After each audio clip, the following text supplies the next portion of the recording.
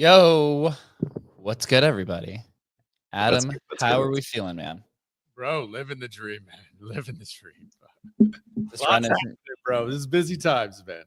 running from space to space, AI space to AI space. Bitcoin's over 100K. ETH finally over 2,000, man. And even Tensorium's even up today. Let's Pushing 2.5 mil go. finally. What is good, Chris? How you feeling? Yeah, what's good? What's good? This later time is pretty nuts. I feel like I have like 6 days beforehand, but feeling good. Market is good. The boys are good. The boys are good. Yeah, man. Excited to dive into today's space. We have Prashant as our special guest, who is the CEO over at Spheron and the Skynet. We're going to dive into a programmable computation for AI agents, as well as researching what Skynet is. And, it's cool that over the last few weeks, we've had different AI guests on, as the sector still like has a lot of attention, but still feels so small. Like it feels like people are still really dismissing what AI and crypto can behold at quite the intersection. But it's really awesome to network with all these different people. So Prashant, dude, appreciate you for showing up today, man. How you feeling? Good, Jake. Thank you so much for having me, man. Here. Let's go. Yeah, I think I was hearing about, like, I just opened the coin market cap today, like CoinGecko, and saw that things are going up. So now things are looking a little better. Yeah, man. My mood is dictated on the market movements, unfortunately and fortunately, I suppose, man. You know, Yeah, I logged out. I logged out from everywhere. I said, like, I'm just gonna go in a piece. So the piece for me is like, don't open Chrome and don't open CoinGecko, don't open CoinMarketCap. Like, that's the piece. I logged out from Binance. I logged out from OKX. I logged out from anywhere I had the wallets. So but now I'm gonna open it back again. Yeah, so just to note as well, we do a live stream simultaneously. So Adam and Chris, who are on stage, also are on the live stream. So they all speak through my account. So you'll hear a few different voices coming. So don't be confused. But moving into the conversation, you know, Prashant, I came across your account. I saw that you're over at the DeFi AI conference, and as I was looking through all these different projects, I came across you and Spheron and started diving in and realized that you have kind of this gigantic ecosystem that's going on. So I'd love to kind of just start up from the top and hear a little bit about your background and then what led you to you know, building Spheron and Skynet. Yeah, sure. Yeah, I'll be very brief about my background because it goes very deep and it will take hours and hours to explain that complicated life. But on the very high level, I started my journey as a developer. I started my journey in a call center, ended up being a developer, then gone into building one of the robust system into healthcare industry. Worked with Siemens as a design and solution engineer. Worked on some of the crazy stuff there. Worked on their contouring as a service, which we call as a cancer, radiology oncology department, which basically treats the cancer and everything.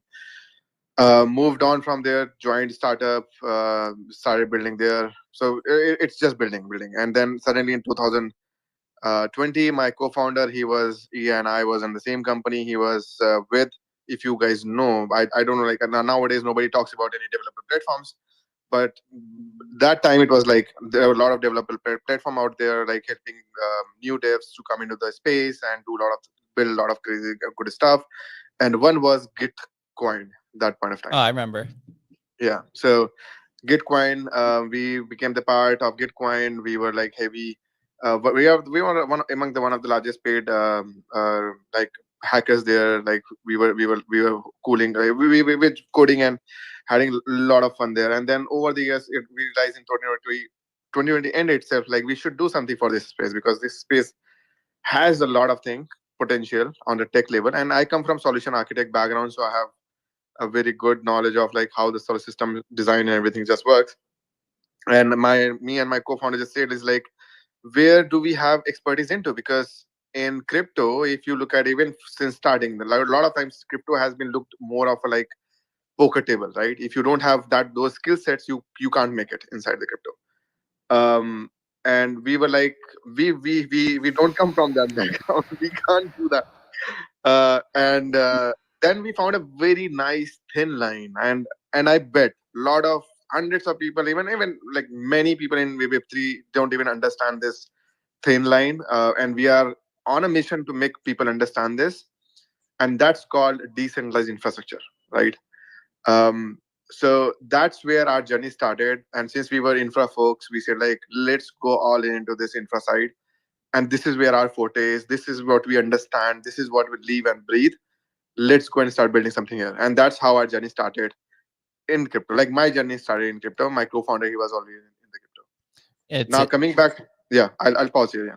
Yeah, I was just gonna say, you know, for up until maybe about in the last year or so, crypto space was really only focused on infrastructure, right? From the Ethereum side, it was all L2s and building, you know, decentralized exchanges and protocols. And over the last maybe year or so with the rise of Solana, there's been a little bit of a shift to applications, even though there's only a few winners, and you could kind of feel that shift, and people have begun to kind of forget about all of the infra builders who've been here for a long time. Yeah, I think when we talk about infra, right? So infra has multiple segments, and that's where again people get what you have just mentioned. Like there are a lot of infra projects who has been building. In reality, not a lot, like because infra is not for like not everyone can just build it. It requires different level of expertise, skills, and other things. We have seen the infra on layer 1, layer 2s, and all of those stuff, but there is one more infra, which that's what I said, like there is a thin line of infra, right? So the thin line is that where is all of these EVM machines or VMs or GPUs or CPUs or whatever exists today like coming from, right? Now if I define that it is coming from some centralized server, so essentially you're not building a decentralized system, you are building a centralized system over a and you are just calling it as a decentralized because I don't know why. It's like you are on some land and you just say that that land is doesn't belongs to anyone, but it does belongs to someone. So it's a very contradictual like statement to kind of go ahead and make. So that's where we build. That's the segment where we excel into. We got into that level, that foundational level of the infrastructure, which really provides the core infra for making your application DApp run, making your AI system run, making your node run in a decentralized fashion. Wow. So could you describe to us kind of like your entrance into the AI sector, exactly what Spheron does? Just kind of piggyback on what I'd said before. Yeah. The AI space is mostly focused on AI agents, or at least that's kind of where the hype was. And more specifically, the initial kind of boom was surrounding AI agent kind of KOLs and kind of social bots. And now it's kind of moving into this like DeFi AI sector. But there's this whole other sector of AI and crypto that's different types of blockchains and decentralized computation and all kinds and inference and just this whole other layer. So I'd love to just hear about your entrance into the AI space, and then what type of problem Spheron is trying to accomplish or tackle. Yeah, I think it's a very broad question. Yeah, hey, we got time. We got time, Prashant. Okay, then it's fine. Then I'm going to cover one by one.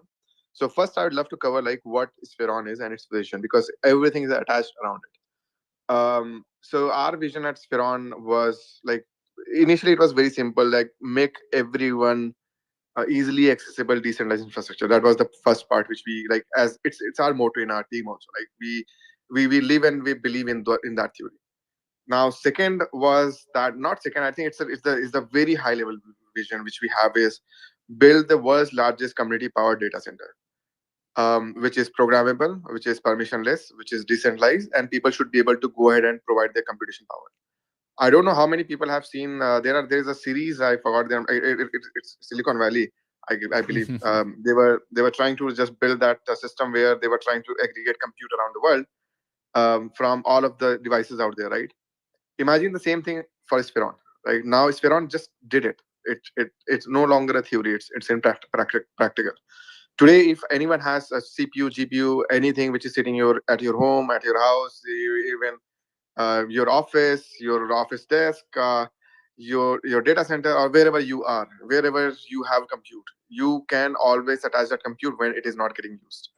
And now, how it is different, and this is where I just want to jump and quickly fill it in, because a lot of people, whenever I say this, they end up in questioning me in multiple ways that how it is different than with other existing providers out there in the network.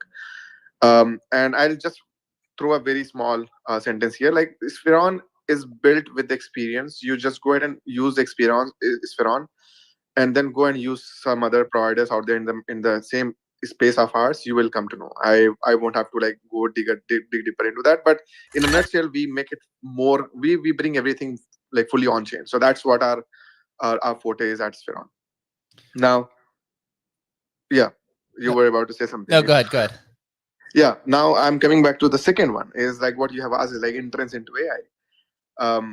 So for us, again, the reason we wanted to build this community powered data center and all of this stuff, this programmability and tons of other things, is we have a firm belief that innovation should not just evolve and come from a single region of the world, right? It has to come from different places around the world. And in order to make that happen, we need to ensure that the single most important thing, which is, because data you can generate from anywhere. Like you can, even India has a lot of data, US has a lot of data, China has a lot of data. Now data is a lot, and data can, the storage capacity of data is very, very high.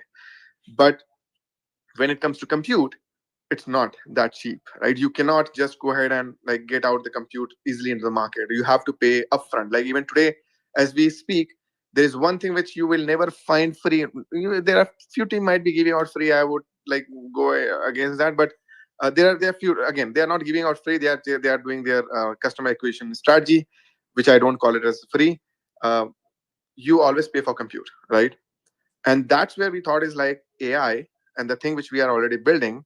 AI requires huge amount of compute, not a small amount of compute. Like it's insane amount of compute it requires to even make it work. And that's where community powered decentralized infrastructure comes into the picture.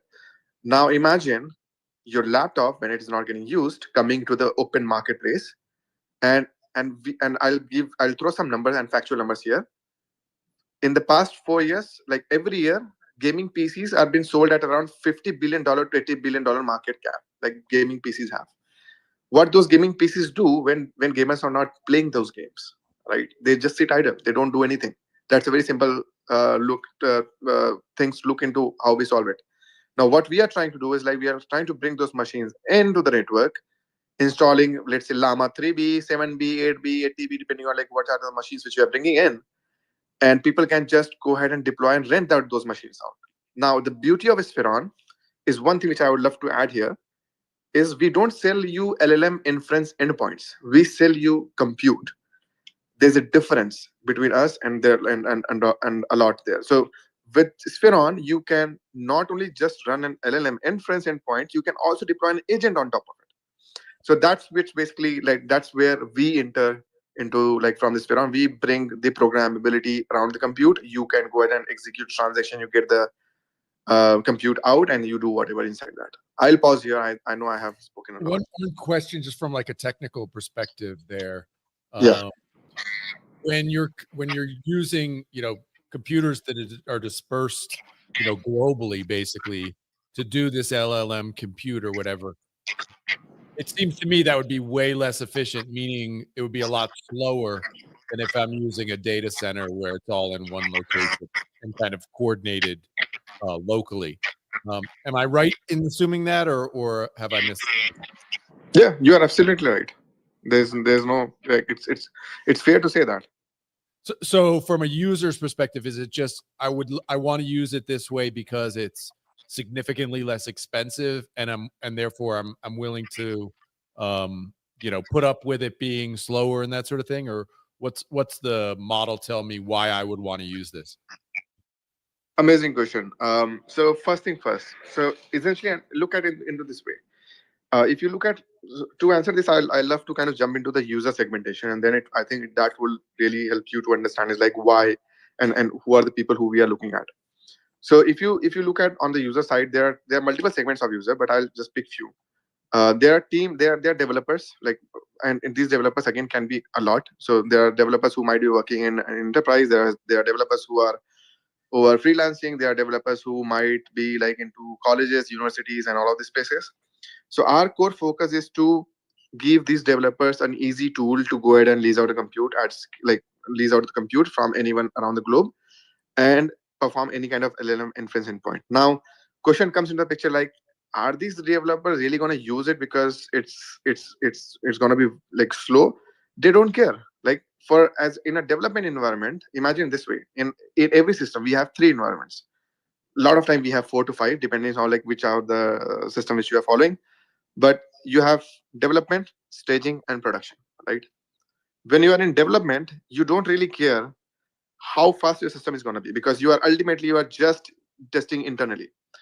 And just FYI to everyone here, like who will be listening it, development market itself is a multi-billion-dollar market, right? Where a lot of companies just sell servers to these companies, like even Azure and all of these guys. They sell enterprise plans to, or even like normal plans. A lot of people just go ahead and buy those development plans from these companies, right? So that's one part of the user base which we kind of target. Now coming back to the second one, since Spheron is or it can aggregate anything. Even today also we have two systems in Spheron. One is called providers and one is called Fizz. Fizz is a smallest part, which we call as machine, like the laptop and everything. And then we have providers. Providers are the data center folks. So we just don't aggregate providers like only Fizz. We also aggregate data centers. So essentially at Spheron, we are also not just selling you normal. So you come in Spheron, it's our strategy, and you come in Spheron as a normal developer, but you end up in staking with the Spheron because you also have other products available in the Spheron itself. So that's where the journey of Spheron developer acquisition kind of starts, and from bottom line. And then now, once we tap into that particular bottom line demand side, which we already have, we will move to the other state, which is going to be like serving the startups, which we are already serving now. Serving the startups, giving them GPUs. If they want to, let's say, go ahead and lease out from data center, they should be free to go ahead and do that via Spheron. Or while they're in their development, they can still use the public and community cloud without even any like paying hefty amount there, right? So that's one thing. Now coming back to your next question is like, is it really gonna be that slow? So I'll tell you. Did I share the white paper here? Yeah, I dropped a white paper of ours on our chat. Take a look into that. We propose that how can you speed up the network speed, right? It's very simple logic. Imagine 10 of you are living in the same city, in the same location, in the same, like it's a, let's say 20 kilometers or 20 miles or 10 miles radius. If I put a cluster on top of you, or a gateway on top of you, and you guys are serving the compute to that gateway, and if that gateway is exposed to the end user, you will not feel the difference of speed a lot, right? Until unless it is there, you're not moving petabytes and terabytes like of data, which is in a lot of cases you don't move if you are running an LLM model or anything like that. So it also solves the speed problem and latency problem. So we allow people to do that. It can be easily done on Spheron. Wow. Yeah. So I have the white paper pulled up here on the live stream, and it says Spheron on-demand DPIN for GPUs, right? DPIN is kind of the crypto.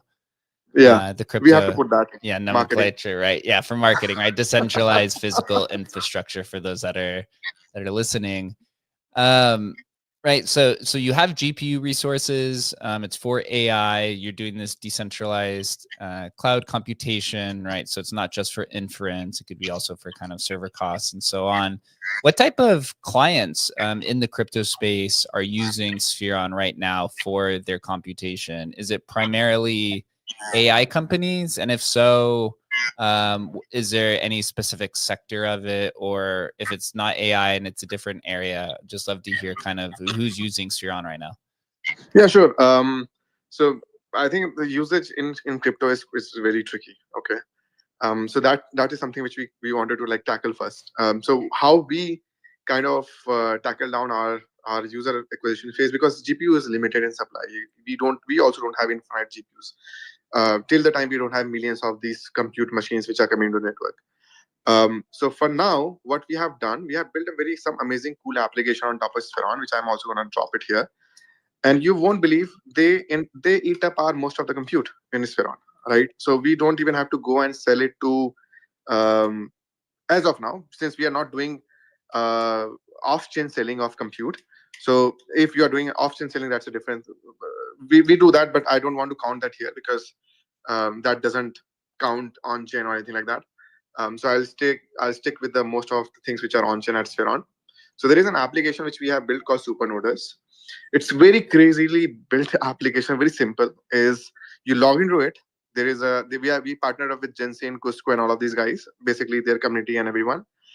We enable their community to go ahead and deploy their compute on, like they can lease out compute from Spheron and they can put their nodes into that, right? It's a very simple thing to do. And their community, from like all of their community, the nodes, whatever we support, they just come in, they log in, they click a few buttons, and their GPU is rented, and they are able to go ahead and mine their network token or whatever they are doing. We don't care until unless like we are selling our GPUs, which is getting sold, and this is making our entire network used like heavily and crazily. That's one part of the thing which we do. The second one is there is a team who is working. So there are multiple teams like who are currently working and utilizing Spheron as a bottom line infrastructure, and they are building a very micro SaaS applications. For example, I don't like. I just want to like check with you guys if you guys know Jupyter Notebook by any chance, right? In the AI segment, so we have Jupyter and all of those VS Code and all of this stuff for like coding. It's for all the general audience here also. So if you go ahead and code anything, you require any kind of ID, and those IDs like, and for GPUs, you need to deploy those IDs on those GPUs so that you can basically like, access that. So there's a team, even one of ours also is like, they build a very nice and simple small micro SaaS. So you go log in into that, it just gives you direct instance of a Jupyter notebook, right? Immediately. You just sign in and you just get that notebook. So they just serve that particular specific niche of users. Those are the two segment of users honestly we are currently targeting, and with that itself we are able to sell out most of our GPUs. Wow, interesting. And so just so I have this correct, I have found a pyramid that's a graphic in one of the Spheron posts. So there's kind of 3 layers to this tech stack for, we'll just say like an AI project. There's the semiconductor layer, there's an infra layer, and the apps layer. So yes. The semiconductor layer, right? NVIDIA, the people who are producing the chips. The infra layer where you guys exist is where like Azure and CoreWeave's on here and things like AWS. And then on top of it, you have the actual AI kind of models, right? With like OpenAI, Midjourney. So you guys, where you exist is the infra layer, and you're just trying to essentially create, a decentralized version of that where instead of like with Azure, that's owned by, I think, Microsoft, right? Central company. You're going about it in a more distributed way where individuals from across the world are contributing different types of computation that's either left over, and then you guys also have computation that you're contributing to the network, which then you offer to the individuals and targeting the ones that you had just discussed. Yes. Got it. And then where does and that's very big market. Very big, yeah. I mean, it's probably tens of billions of dollars. Yeah. I mean, maybe even trillions, I guess, right? Because half of Amazon's market cap is AWS. Yeah, and I basically always tell this to entire Web3. Like when we started building, everyone came to us is like, bro, like this is not gonna be like very big market. I said like, come on, like we first have to tap in the first $1 million market, and then you have to jump into a $1 billion market, right? I just don't want to sell people that idea of like selling next day $100 billion. I want to sell them an idea where I'm gonna strategically slowly build up to $1 billion. Yeah. I mean, it's right. It takes a lot of infrastructure to do this, right? And especially from a centralized aspect. That's why these companies are so colossal, and why it's hard to get into this space is because there's so much startup costs. So then after I just explained that, then you actually have a token for Spheron as well. How do you use that to incentivize, I guess, either teams or individuals to contribute computation? And then what is the reward mechanism of how it's being utilized? Interesting question again. So this is something which we have spent a very lot of. Did he get rugged? It's just hello. You there? Yeah, got you back. Yep, got you back. Hey guys, is my voice audible? No, I can hear you. Yeah, I can hear you. Hello. Yeah, I can hear you. Okay, just give me a second. Okay. I can hear you. So okay, now I'm back. Cool. Yeah, so I was talking about the token part. So we have spent a lot of amount of time into this one, like designing the token economics and token design around the Spheron and how it should look like. So how basically it works at Spheron, very simple. On the user end, you will not see token as such, because even if you go and use Spheron today, what you will end up in seeing is that it doesn't looks like you are using a Spheron token or anything like that. But what happens in between is we have something called a concept called USpawn, which is a USD pegged credit system which we have built internally in our network. Again, it's a on-chain stuff, so there is nothing called something off-chain and everything. anyone who gets that token, they basically go ahead and swap it with the spawn token in return of it. That's one thing where we basically like ensure that they're also able to get back the token from us. The second thing is anyone, all the network aliveness reward which we have, and by the way, whatever I'm saying here, it's also there on our white paper, very broadly written, because it's a very broad concept which I'm trying to explain here. So then we have something called like network liveness reward and all of the stuff. So what happens is that what we believe in at Spheron is that if you are providing us a GPU, you should not bring additional capital to also provide us and lock in to become the part of the network, which I'm little quite anti to. The reason being because if you are a GPU provider or hardware provider, you have already put your capex into it, right? And then you are already consuming the OPEX part of it. So why you should just go and buy an additional token and basically bring that in? And that's where our liveness reward and all of those things comes to the picture. So once you join the network, you will start earning the liveness reward. The initial certain amount of liveness reward will be as a staked amount for you, right? It will go as a staked amount. And again, it's not yet live. We are working to make it live every bits and pieces of this, what I'm speaking here. And that's how the network starts like functioning. Now coming back to like how does token and all of those things accrue value, because then in that case nobody's buying the token. That's completely like so essentially in our network, how it functions, like whenever you deposit anything, it goes, there's a foundation which comes in the picture, there's a buy mechanism which is already in the place, there is a network, like as we are like working more and more, there will be an opportunity for spawn holders to go ahead and bring their own token, pay with that without any commissions in between.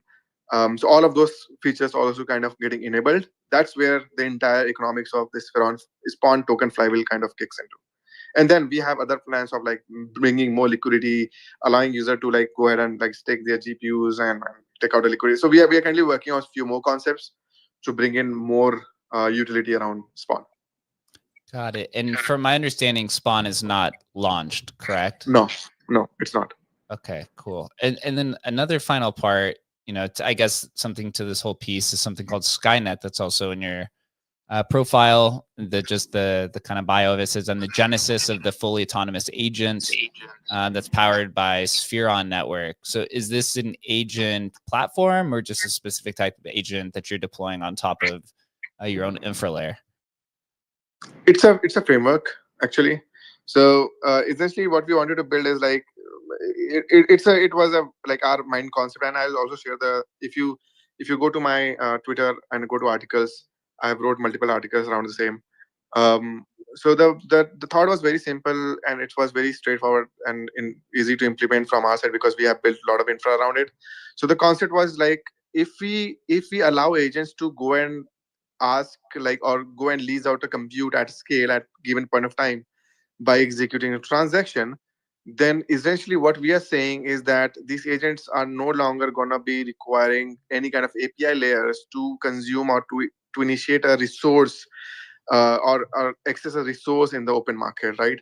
And if that is true, then you can literally build a fully autonomous agents which can self-heal themselves. They can ensure that if you give them a task, they go ahead and perform that task, complete that task, bring whatever you want to, because now they have compute out of the box. You just give them a token in their wallet, which is more than enough to like ensure that they are able to get those compute out. So that's what the concept of Skynet was. And that's what essentially it is. And that's the framework which we have built. Anyone can use that framework to build this kind of objective, like basically this kind of thing out of the box. But again, it's a concept which we wanted to, because we believe in one more concept, is that if we are going to be seeing millions of agents or even billions of agents, who is going to manage them, right? And that's what I have also told that during my Denver presentation, is that who is really going to manage those agents? Is it possible? Can these agents can manage themselves? So that's what Skynet is all about. And then now we are also launching a Skynet agentic launchpad and all of those things which we are working on. Soon you are going to hear that as well within this week or mostly next week or next to next week. I don't know, like devs, it's all up to devs. But we are launching that also. All right, getting in on the launchpad action, as every other single person in this world wants to get in onto. No, but our again, as our theory is always different, that we just don't want to give a launchpad with a name of agent and it doesn't even does anything. We want to give out to people a launchpad, an agent framework, or you can say it's not a launchpad, it's a no-code tool to build your own agents. You go ahead and build your own agent and launch it, and those agents can do a specific set of work, tasks, job functions. Imagine it more of a micro SaaS agents which are gonna be deployed on Spheron, built using Skynet.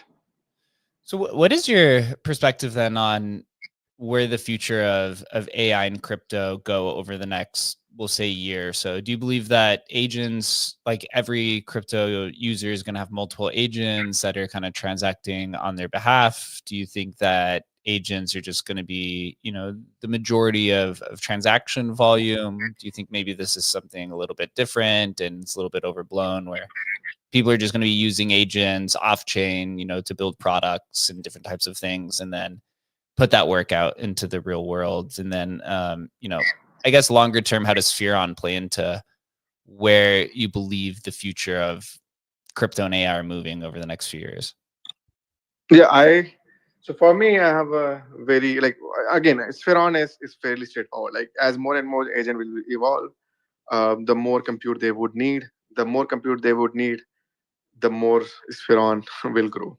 It's a fairly straightforward combination there. Like, that's how Spheron is designed. Now, coming back to the question of like, what is my opinion around AI? Like, are they going to be like doing a lot of automated transactions? I don't. For now, I don't believe on that theory. The reason being because there's a lot of security loopholes in LLM models itself, where if you try to give these agents some in like very confidential information, they are going to leak it out. Now, there are teams who are building in T space and all of this space to kind of like block it, but I still don't believe in those things. I have a full faith that in the next, not in next 1 year at least, it is going to take a couple of more years down the line to make these agents like fully autonomous. And the second question is that why do we even want these agents to like become fully autonomous and give them our hard-earned money to go and do whatever? It's not going to happen. Like, this is not how human works. Like, humans are always afraid of giving, and even if you put your money in an ETF, you are always like, you wake up early in the morning, you check your phone that your ETF is up or down or whatever. Even if sometimes your fund manager, you won't believe on him, right? So how can you believe on an agent with those funds who you don't even know, right, in person? So I think that's a very, very prolonged thing which is going to take, because it's a muscle memory thing around the human like psychology. So it's going to take some more time to kind of change that. But for me, I'm more interested and aligned into the concept of where this AI agent, which I am now, because I'm using agents every day in my like every day. I have used agents to reduce my Twitter timeline, like Twitter usage of 10 hours every week to 2 hours every week, around 1 hour, That's 2 hours tough. every week. Yeah, I've done it. I have a tool. I have built that open source agent. If you want, I can share it with you guys. Please go ahead and use it. It just saves you time. So I'll drop that. So you can just go ahead and use all of these agents and save yourself a time. Like, I think nobody has, like, instead of me going and doing hundreds and thousands of different things, I can just assign those redundant works to this agent, and I can save that time to do something which is more productive. I think that's where that arbitrage is going to be. Now I can use that remaining arbitrage time, which I have saved, let's say 8 hours every week. Now spending my more time with my kid, my wife, and I'm also spending to improve that same product which I just spoke about, like in my that time frame. So that's how I think agents to be. Now, coming back to financial transactions, I still believe that it's very early to bring in financial transactions, like where we automate the entire agents to perform the work. That these agents can do research for me, and they ask me that, Prashant, shall I go ahead and execute this transaction? It looks quite good, and I do the vetting once, and then it does it. That's what I'm looking for next 1.5 years and 2 years. Yeah, we're actually finding with our DeFi project, Agent Hustle, that's on stage, that the majority of users are actually using them to just form thesis around tokens, identify, different trends and momentum, and more of just a conversational piece and humanization than actually sitting and transacting on chain, which we definitely thought that was going to originally be the case. And I was actually, a little blown away that it was a little bit more about companionship than it was actually about, hey, find this thing and try to make me, a million bajillion % on whatever this token is. Yeah, true. Chris, do you have any questions for Prashant? Yeah, it's super interesting. I was wondering, I really like the idea of like more localized agents, more kind of privacy focused, less invasive type of agents. Was kind of wondering like what role do you think that those are going to play? And I thought it was just like a bit of irony that the name was called like Skynet, because in the West that's like the least privacy focused. That's like the ultimate government run Yeah, closed network. Like but nefarious. imagine you remember the name, yeah. So just thought that that was a hint. I don't know if that's in India. Is that also a thing where Skynet is like notoriously like the government run like super protocol, or at least in the West, that's kind of what it is. So I thought that was funny, but more so about just localized agents and what do you think like privacy, more autonomous, like independent agents kind of play a role in the future compared to like these big conglomerates? Yeah, I think the one of the reasons I built that bot, which I spoke about, is because I did not want it to sell my Twitter data to some random company out there, and then they are able to basically resell it to somebody else, even though they are charging me the money for using their services. So it's very very simple things to understand that whatever I'm just dropping a small prompt here. Okay, if you guys have a GPT open or chat, if you are a chat GPT user, enter this prompt into your chat GPT and see what it basically tells you. What's the prompt? Okay, I have just dropped a prompt here. What's the prompt, in bro? Okay. It's in the chat. Yeah. Yeah, Oh, it's in the chat. it's in the replies. Yeah, it's in the replies. Yeah, I can understand that there. Yeah. No. So if you just put that there, what you will find, if they have not removed that bug, so it will tell you your entire history of whatever you have tweeted so far, like talked with ChatGPT so far. And they told us that they brought the memory recently, but in theory they were saving your all of those data even before that. Because the moment you enter that, you will find they might know about you a lot of these things which you have already shared with them. So the question comes in the picture is that how are we gonna like protect our privacy? The the answer is like there is no privacy anymore. We now live in a world where there is no privacy in reality, right? We may say to ourselves that these laws and everything will protect us, but I believe like and you guys like the biggest data leaks has happened by some of the biggest companies in the world. I would not name them, right? Easily. And you guys also know them. I mean, So, this is definitely the era of least amount of privacy in human history. Yeah, this is the era of least amount of private. Nobody can basically go ahead and just put the prompt in. You will come to know. And these AIs, it's like an open door to every single thought that you've basically ever had. Way more intrusive than something like Google. I think just maybe it's more of an opinion piece from you. Do you think anyone cares? Like, do you think like anyone's actually going to care that? Even if you care, you can't do anything, right? that's the biggest thing. It's like you are already like you are in a sinking ship, right? Whatever, and you are in a between of ocean where there's already a lot of things which is happening. So I think it's even if you try, you won't be able to do it. Only one way to do it is you enable the peer-to-peer compute. You enable zk-based systems on the client-side machines to pseudonymize the data output and data input from the client side, and they put it on the output of like input of the LLMs and all of the stuff. But if you ever use any third-party companies like ChatGPT, Cloud, any of those things, which is good. Like I'm not anti to them. They are also helping a lot of developers to save a lot of time. But what you are essentially doing is you are opening your mind to them. Earlier, they did not knew what your mind is thinking about. Just give it a thought. Just give it a moment for a second and just rethink about it. What you are doing now, earlier the ads were run on the basis of what is the query which you were running. Those ads were not dependent on you. You could have just gamed the ads earlier very easily. Those ads were like very easy to game, right? You can start typing something else, and then Google starts showing you some different ads which you did not want to see. And that's how it basically worked. Now the game is going to be very different. Now they know who you are internally, what the questions which you're asking. If you have ever asked a personal question around your health or anything like that, they have all those data. If you ever want to so essentially now they have your entire brain, like how you think. And the moment you understand how that other person thinks, that's a game over zone, right? So that's how you play the chess. Like if you start thinking about what other person is going to be like playing next, and if you know the moves, you will move better. So it's gonna be interesting world which we are gonna be living in. That's what I would say here. Yeah, it's this prompt is crazy. This is crazy, guys. What's up? This is nuts. I'm literally looking at what it's. Did you put it in there? What's it say for you, man?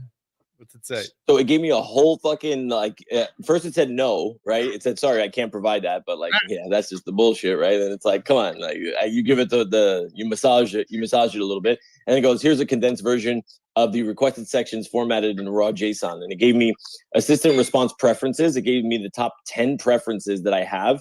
Like this is what this user enjoys: casual yet structured communication, right? All like underneath that, it gave me notable past conversations. And some of these they actually go back. They go back. I mean, and like it gives me the top, like another top 10 for past conversation topic highlights. Then it gives me helpful user insights where it says user runs like the Web3 Collective, which is like my business. This is what they prefer. They're participating in a hackathon. This is exactly how his business runs. Bro, they know every single thing about me, bro. Yeah. Literally everything. And it ranks everything. It says account age week. Age weeks 126. Obviously I've been using this since the jump. Chat GPT native or on Mac OS desktop. This is typical like message length, how many tokens it gives me, and then it ranks it. Then it ranks you like top. It sorts. Gives it based on percentages. Creative ideation, I use GPT 39% of the time. For programming, 22%. Image creation, 11%. Bro, this shit is wild, bro. See, holy I told you. Wow. It's nuts, and people don't realize that. Just imagine. Do you really think this data is encrypted format? The funny thing is, I think people do realize it, and I don't think people care. At least, that's what I'm saying. People don't care. People don't care. They literally don't care. It's crazy, but it is what it is. They want convenience, and they actually want. I know people. I said it on a show just before this. It's like there's a trend on TikTok where all these women are like, I share all my secrets with ChatGPT. I want ChatGPT to know everything about me. Right? It's like they're doing the complete opposite. They don't want any privacy. They want GPT knowing everything, so that GPT can be their best friend. It's nuts. Yeah. And I would recommend everyone to go ahead and take a look into that prompt. It's gonna open your eyes up. what ChatGPT knows about you. It's crazy. Prashant, what's up? It's good to speak to you again, man. I loved obviously having you on ATC and coming to hang with the boys after Dawn of the Agents out in East Denver. So it's good to chat with you again. I love the TGE shit you got going on. But bro, I just tried signing up with my Google. You guys are getting overloaded. I need to be able to sign up, bro. Like I don't know what's going on. Come on, hook me up.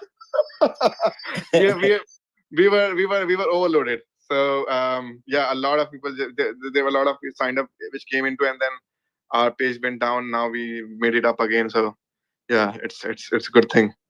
Okay, it's still when I sign in with Google though, it shows a loading page and it's been loading for about 10 minutes now. So just a heads up. I don't know if it's is it back again? It broke. Oh man, come on. It should not.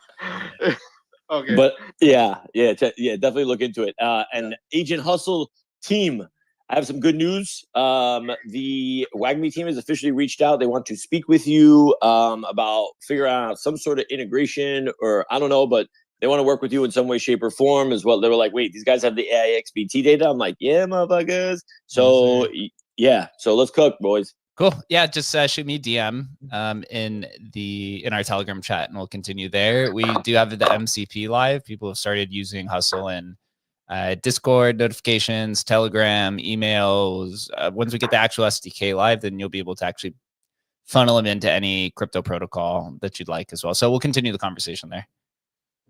Prashant, I appreciate that. Quick question for you. Just kind of more of like the general landscape. I believe you're in India. I think that's right. What is? No, I'm not based in India. I'm based in Dubai. I got you. I just see you post about India often. So maybe even in Dubai, within that region, are most of you guys using the same models like OpenAI and Anthropic and Llama 4, or do you guys have like more just kind of culturally specific models, or what is like the general compute layers like? Yeah, for us, it's like whoever is the English speakers, like they are trying to use the open models for now. But now, I think country like India, even they have invested very heavily into regional models. There are a lot of teams who are kind of working on to like train and fine tune those models to kind of like make it up. But if you ask me and around me, the team like who work with, and most of the people in here in Dubai, they just use the general models. Wow, the reach on those is crazy. So they're actually getting a bird's eye view into the whole world's brain and all of Yeah. that's insane.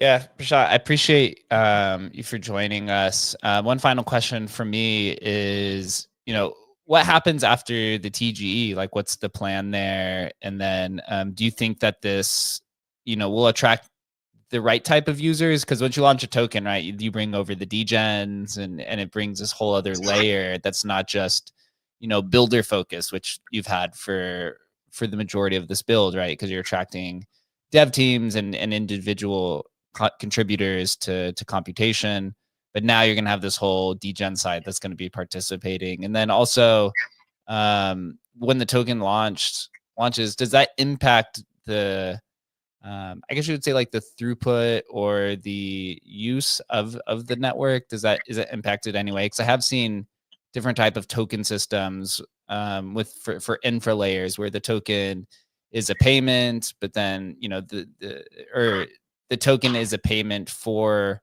the usage of the platform, but then with the fluctuations of the price, it has an impact on the quality of the system. True. I think that's what I kind of just mentioned even when I was talking about token economics. Spheron is designed very differently. On the user side, you are free to use whatever token you want to use. So essentially, what does that mean? They are not exposed to any fluctuation of the token. As an end user, if you come to Spheron, you want lease out a compute, you lease out the compute without worrying about the token is gonna go dump or it's gonna go skyrocket. And the moment it skyrockets, you don't even use the compute, you just sell the token. Or if it goes down, then again you don't use the compute because now you are morally upset because why you have gone into this space. So that's the reason is like we wanted to ensure that it doesn't happen like that. So Spheron, you go today, even I think most of like you guys should definitely check out Spheron, console.spheron.network. What you will find, you can pay in USDC and stable coins, and then internally all of those functions, whatever I just told it, just basically works. Now, coming back to the what happens when you launch a token and DGen and everything, I think it's this is how the journey of a company like this. At least what we have done best is like we spent 4 years in doing this before even we are touching the token. So the reason we were doing that is because today Spheron is only the product which has everything built in first and token coming next, right? And the reason being because it's very simple is our thesis was like we just don't want to launch a token and do a yacht party, right? Or just go away from the market or just make money and just wipe away like there's no existence of us. For us, the token is the part where we want to give back to the community. We want them to ride along with our journey, like ride along with us in the long term, be the ecosystem, help us in providing liquidity to end users, to bring more GPUs to make Spheron a billion-dollar community. So that's what our focus with the Spheron. And again, I do agree on that point that it's gonna change. I don't think it's gonna change. We are going to enforce more into builder side because as more and more builders are building and things are picking up, what your token holders, they are again your token holders, they are kind of investors of yours, right? As a community now, it's their responsibility now, and now we won't be no longer a single Prashant who is driving, or single Mitrashis or Shivasis or any of these team members like who I work with, even Prakash in that case. There are a lot of team members of ours who are public facing and they just go and talk to. Then we will have hundreds and thousands of these guys around the globe, like holding our token, taking the march forward, making that in Spheron has been shown into their community as an open source tech. They can go and fork it, use it, do whatever they wish to, just move with this Spheron. So that's what we will be like working towards to make it. Again, we need to see how everything evolve. But I think that on the core thesis side, we are quite clear in the way we want to move. Yep, that's exactly what you got to be in this space, especially operating large infrastructure. Adam, do you have any final questions for Prashant? I guess just because I know people will be interested, for people who want to kind of get on board or farm this stuff or whatever. Are you kind of rewarding people setting up, and offering their computers as part of the network, or what's the kind of just best way for people to participate? The best way to participate in Spheron is only so as of now, we had earlier we had only one way to participate, and the way was you have to provide us a compute. There was no other ways to become the part of the network. Now, since after this Road to TG main launch, which we are kind of working on, now we are bringing more user-centric approach also, where we want to bring in more degens, more traders, anyone who wants to be the part of the network. But again, since we are more work-oriented, I love the concept of BTC, right? Proof of work. I don't know why we kind of live that. I personally love it. I fucking love it. It's the best thing which crypto has given us. So in Spheron, we believe with the same theory. We go with the same theory. You're not going to get anything free from us. You have to work for it to earn it. So the first job is today, if you kind of log in, I know there's a delay which is happening in signing. My team is kind of looking into. Once you sign in, whitelisting also, you have to work. You have to refer your friends. Then the second thing, which is going to be in the face, which is already in the Notion page, which we have already dropped, is going to be multiple quests. Now, what are those quests? Those quests are going to be creating multiple AI videos, doing multiple things around the protocol, spinning the wheels, making a lot of on-chain transaction, doing things which make sense, and also doing things which really gives my hardware providers an incentive to stay in the network. So that's where user part will come into the picture, and yeah, these are the only two ways anyone can get into this Spheron. Awesome, man. Well, I think we're going to wrap it up here. I really do appreciate you for joining us. I'm going to be following Spheron and everything that you're doing. And yeah, it's cool to network with other builders in the space, not just from the agentic side, which we've been working on, but also from the infra side. So really appreciate your time, man. Thank you, guys. Thank you so much for having me. And it was amazing questions you guys had. Awesome. Yeah, we'll stay in touch. We're in the same industry, so we'll see each other. And everyone who joined us today, appreciate you for joining the conversation, and also our new shift in time to 1 p.m. Eastern time, as well as a new refound focused on the agentic economy and crypto. It seems to continue to do well. Make sure that you're following Prashant, our awesome speaker on stage today, as well as following Agent Hustle, our AI project, so that you can stay up to date with the ever trending news. We will have an SDK and MCP server live here pretty shortly. Some people are using it in the beta experience. Until then, everyone have a safe and fun Thursday. We'll see you guys next time. Thanks, guys.